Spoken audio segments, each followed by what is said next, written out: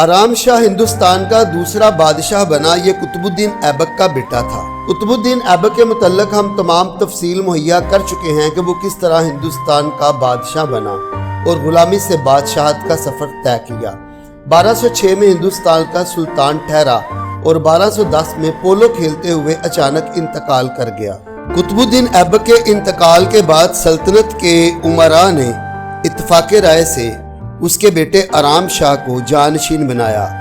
آرام شاہ میں حکومت کرنے کی اہلیت بالکل نہ تھی، اس وجہ سے ایک ہی سال کے اندر اندر تمام سلطنت انتشار کا شکار ہو گئی اور ملک میں سخت طوائف الملوکی پھیل گئی۔ ناصر الدین قباچہ نے سندھ میں پہنچ کر ملتان، اوچھ، بھکر اور شیوران نامی شہروں پر قبضہ کر لیا۔ بنگال میں خلجی امراء نے اپنی خود مختار حکومت قائم کر لی۔ مسلمان امراء کی خود سری کو دیکھتے ہوئے بعض ہندو راجاؤں میں بھی خود مختاری کا شوق پیدا ہو گیا۔ سلطنت کے تمام سرحدی علاقوں میں فتنہ و فساد کے شعلے بھڑکنے لگے۔ بادشاہ کی نااہلیت اور سلطنت کی بری حالت دیکھ کر امیر علی اسماعیل، امیر داؤد ویلمی نامی امراء بہت پریشان ہوئے۔ انہیں اس بات پر بھی ندامت تھی کہ انہی کے ایما پر آرام شاہ کو قطب الدین ایبک کا جانشین مقرر کیا گیا تھا۔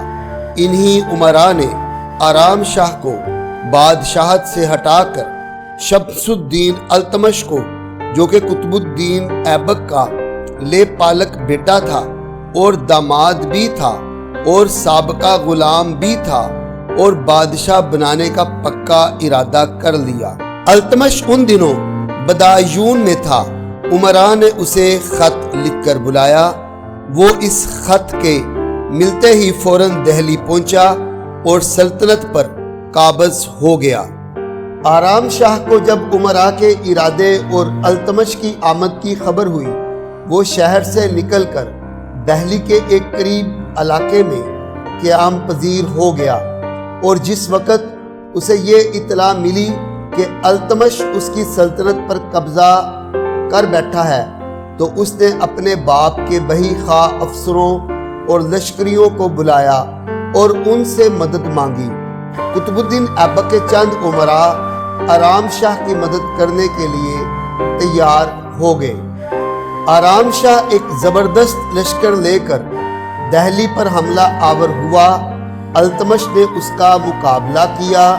التمش کو اس مارکے میں فتح ہوئی اور آرام شاہ میدان جنگ سے بھاگ نکلا۔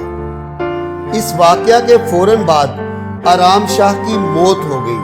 تاریخ میں یہ واضح نہیں کہ وہ میدان جنگ میں لڑتے ہوئے قتل ہوا یا اسے قیدی بنا کر قتل کیا گیا۔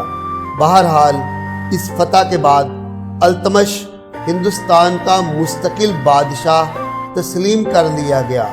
آرام شاہ نے 1 سال سے کچھ کم عرصے تک حکومت کی اور 1211 میں انتقال کر گیا۔